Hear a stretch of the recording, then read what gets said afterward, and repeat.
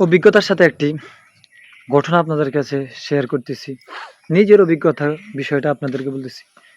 যে আমাদের মা-বাবা আমাদের জন্য কত কষ্ট করেছে পূর্বে ছোটবেলায়।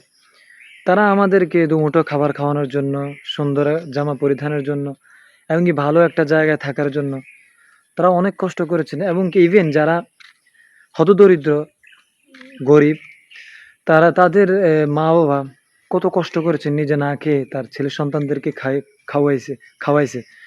নিজে না খেয়ে, নিজে না ঘুমিয়ে ছেলে সন্তানকে ঘুমানোর সুযোগ দিয়েছেন। কিন্তু এখনকার বিষয় হচ্ছে, তখনকার মা-বাবা কেঁদেছে সন্তানের অন্ন, বস্ত্র, বাসস্থান না থাকার কারণে।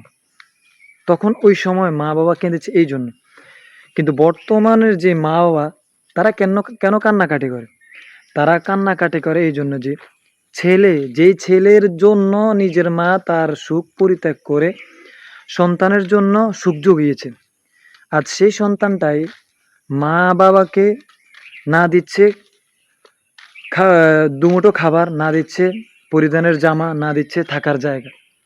এই ছেলেটায় বড় হয়ে সে তার বউয়ের জন্য জীবন সাজায়, বউয়ের জন্য সে অট্টালিকা যোগায়, আর তার শ্বশুরবাড়ির সম্মানের জন্য সে মায়ের সম্মান হানি করে, মাকে পরিত্যাগ করে।